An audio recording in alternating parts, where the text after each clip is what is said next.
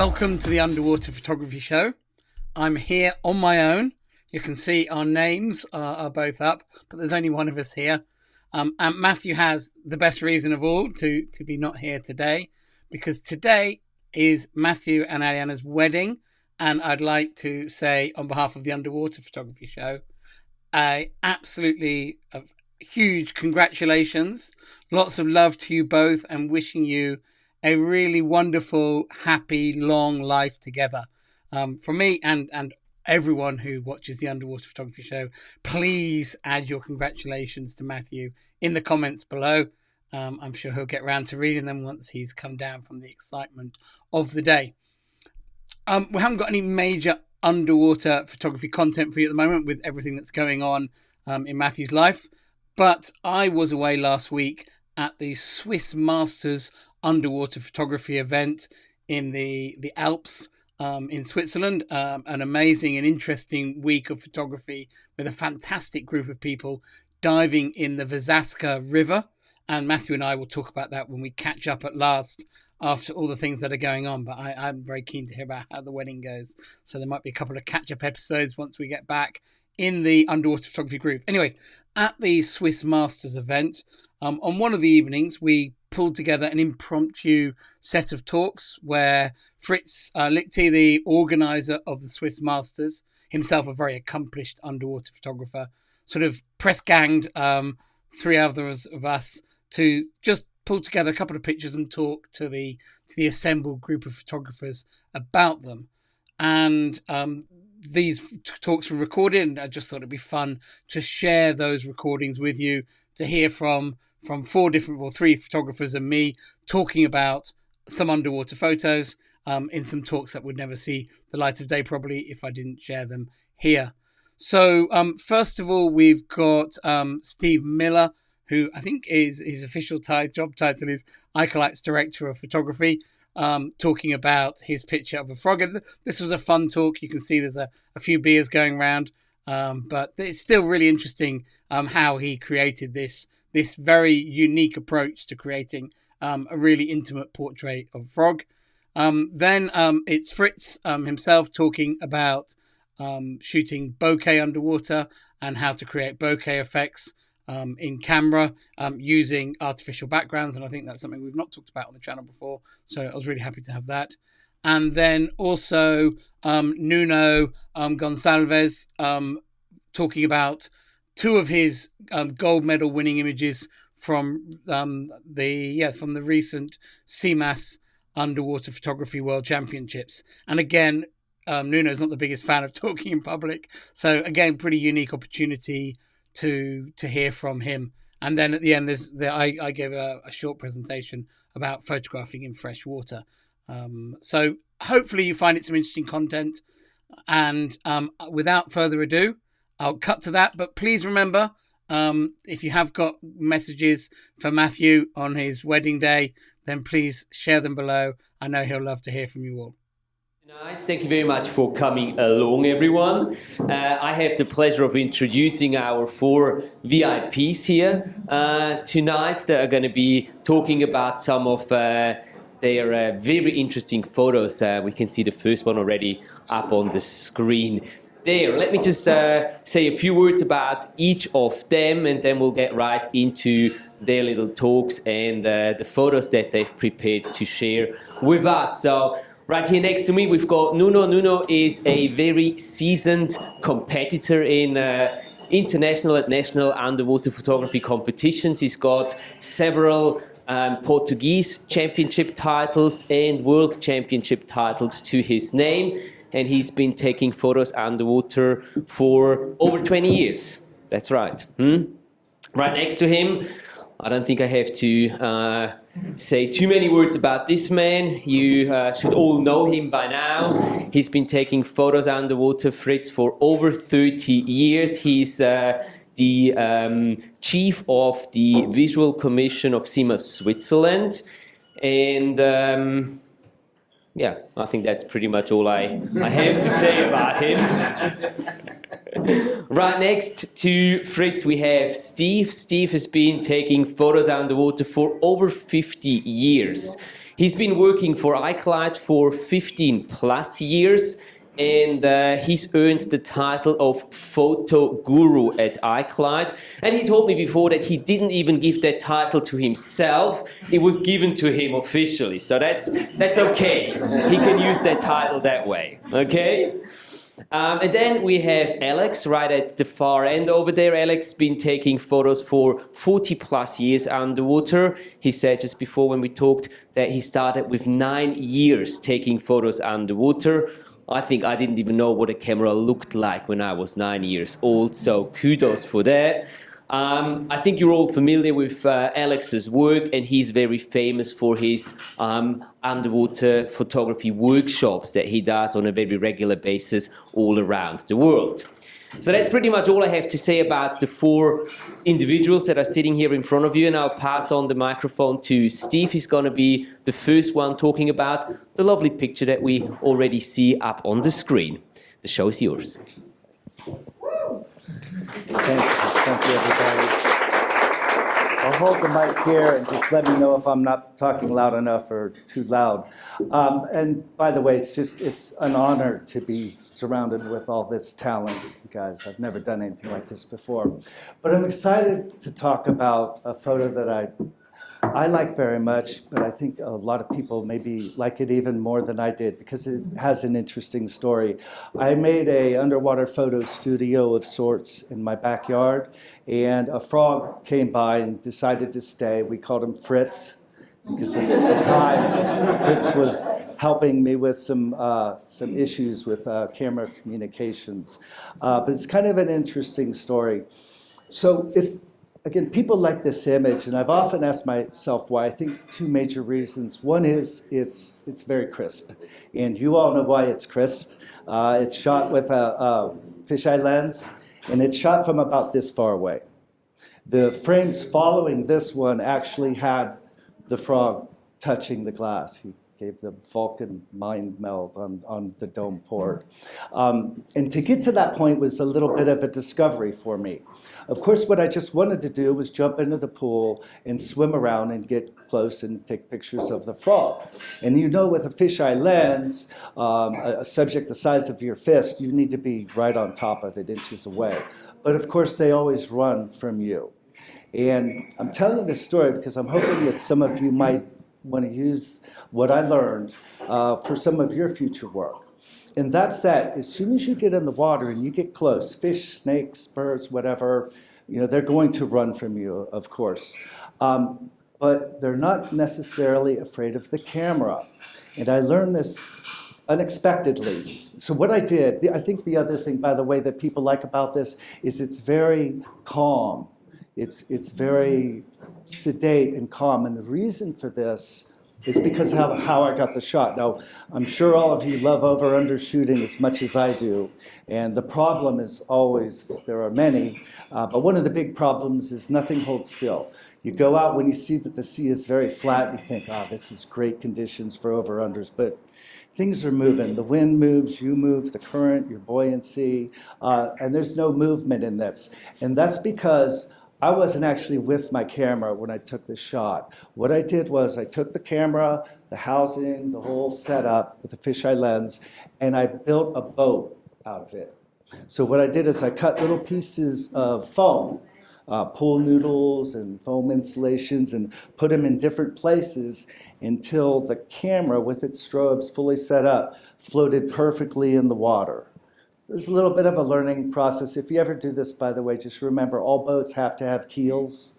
If you don't have weight down low, you'll think you're perfect. You'll go out and it'll flip really, really fast. And if you got a 1/2-inch hole in the top of your housing, that's really bad. You got to get it right back out right away. So that's how I started, was trying to run a cord into the housing through a big hole in the top. They let me drill holes in housing sometimes. But that was not helping me with the trigger so much. So what I did was when I built the boat and I would send it out to him, I started off by using a long cord. And then I realized, well, I can't see, I'm so close to him, I can't see the frog, I can't see anything, so I can't compose, I'm just kind of guessing or hoping. that he's still there. So I wanted to see it, and as I'm sure you guys know, we can now control and see our cameras through Bluetooth. We can control them with our iPhone or our iPad, and it's built into all of the cameras that I'm sure you guys are using. But that presented a problem as well. So I won't bore you with all the generations of changes, but we ended up with a special flange. iCloud had to buy a special tool to make this bulkhead so I could pass a USB cord through it to a cam ranger and then send the image through the cam ranger by Bluetooth to my iPad so I could see what was going on and control it.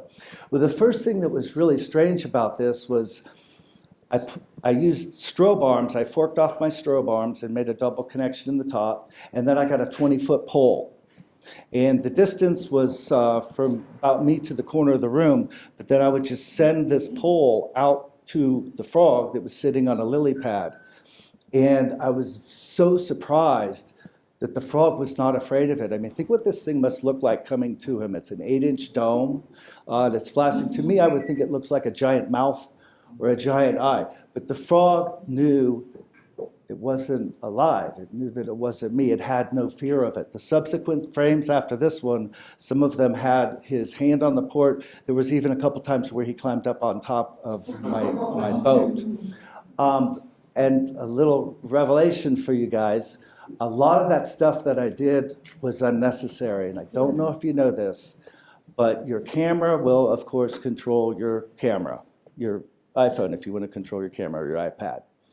Problem with that is the signal goes away as soon as you go underwater. I've tested it. I mean, 1 inch and there's no more signal. But what I've found since then, and by the way, this is a thermoplastic housing. I haven't tested this with aluminum housings. I suspect it'll work because the front dome is aluminum. And what I found in my test is that if even a corner of your housing or a small section of the port is out of water, that Bluetooth signal will travel perfectly from the camera back to whatever you're using to control it. So that's basically how I did it. If you haven't experimented with this kind of thing, it offers a lot of advantages. You don't have to get wet. You can have a cocktail in your hand while you're shooting. You can see and compose through the lens. So it's kind of a fun thing to do. You can try it with bulkheads and wires and cam rangers and things. But if you're over under, if your camera, my tests have shown if it's even sticking an inch, half inch out of the water, you can get that signal. So it's kind of it was quite a learning process, and that's how it ended up being called Fritz, because I got hooked up with him, and we were talking about, well, how can we pass this cord through the housing with a 20-foot cable and everything else. So that's my over-under of Fritz the Frog.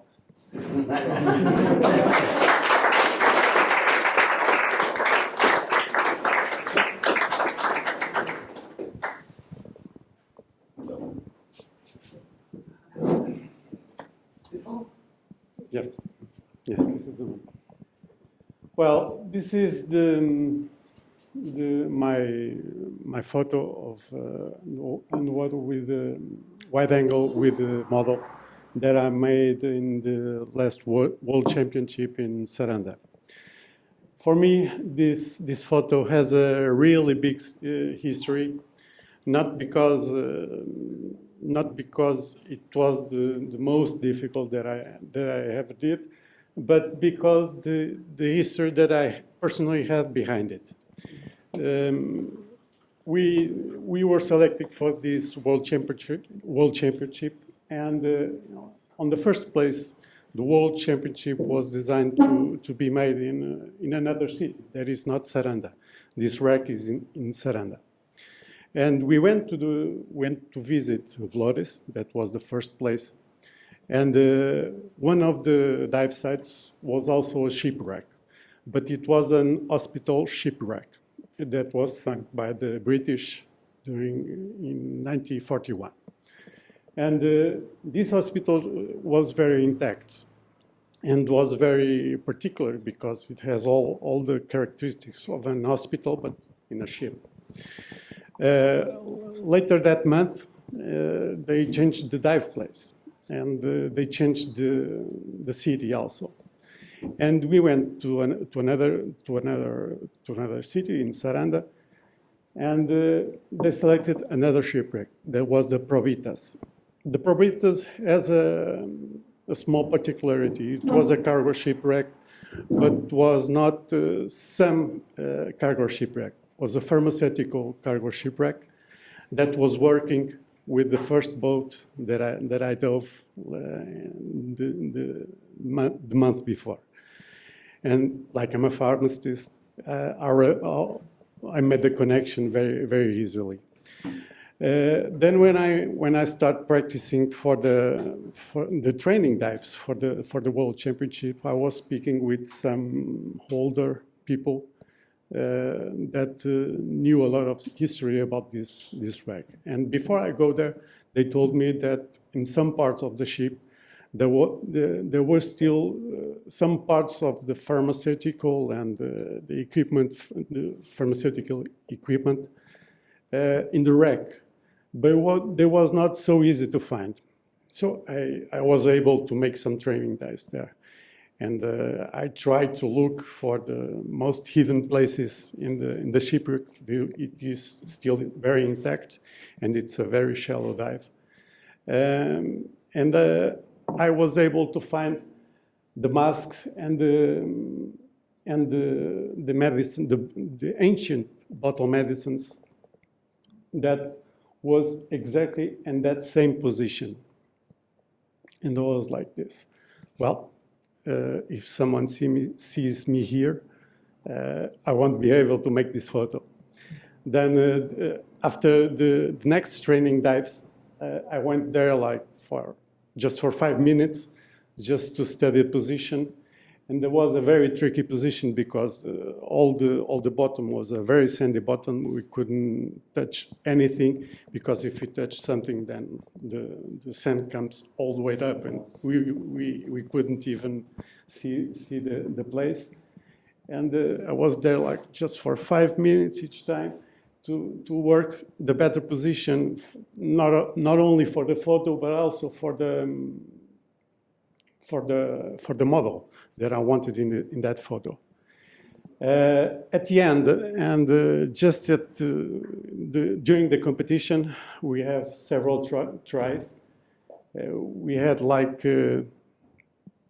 no more than 7 minutes in this place, because I knew if I stayed there longer, it would be a very messy photo. And even though we can see some suspension in the right side, I tried to make it more like a landscape on the first tries, and then in the second try, I tried on the portrait mode, and it was able to work very well. This is not all my work, of course. Anna has a big decision in this, because during all this practice time and during the competition, she was not able to see me anytime when I was near the mask and the bottles. She was just outside. She knew more or less where I was, and she was always trying to get the correct position during that short time that we have to be there without suspension in the place. And in the end, I managed to work this photo that when we handed the dive, I said to Anna, even if we don't win anything here, that's not important. For me, that's the photo that we made that has the history, has the character and the heavy history of this shipwreck that we carry with this photo. So even if we don't win anything, this photo for me worth the whole championship. And that was the story of this photo, and that's just a photo.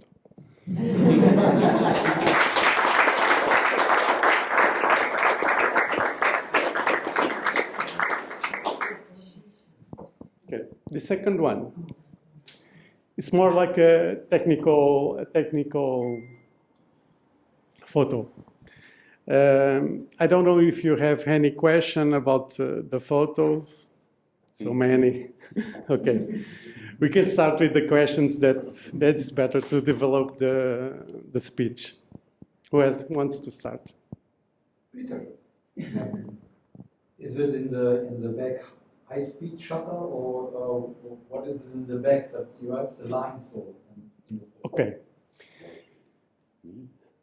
This photo. No. This photo was made in Cuba. I know. Yeah. You were there. Okay. This is a double exposure photo. The first part of the photo that I designed, it's always the snoot with the fish, with the small fish. I try to isolate the fish in the black and to have the completely black photo with just the fish. Then comes the second part. The second part is made with a slow shutter speed. But the thing that we have to work with the second photo is that we must find a place where you can have a slow shutter speed, but also have a higher aperture in order to have somewhere black in the photo. And you have to locate that black during the shutter speed where you have the fish in order to not interfere with the colors around. And you make it freehand? Yes. Yeah, okay. With the same lens that I used to make the snoot. I know. And that's the difficult part, because it's like a try and error a lot of times, sometimes. And that's how I won the gold medal also in Cuban World Championship for fish category. Yeah. But for live, it's great. Yeah. You know it also. Yes, I know it. More questions? Yeah, that's it. That's the story.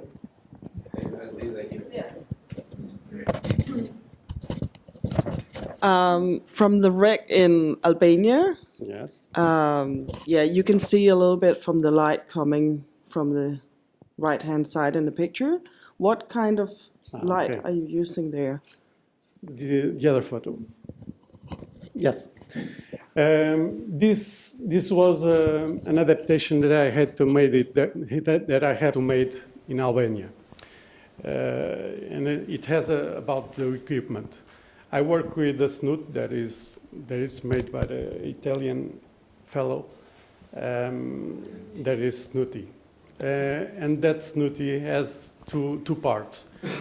There's an optical part, and there's a part where you fit the optical part. The optical part, we use it more for macro and to work with the light and how big you want the light in the subject and something like that. But if you take out the optical part, you have a great snoot for wide angle. And that's what I used. That's what I adapted. I just took the optical part of the snoot, and I got a snoot that was like this. And I just have managed to work it to be in the right place, just to illuminate what I want in the picture.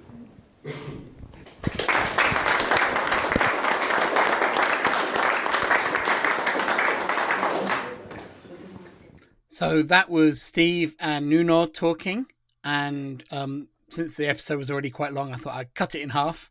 And we'll be back again soon with the other two presentations, which are Fritz and myself talking. So look out for that episode coming to the Underwater Photography Show again soon.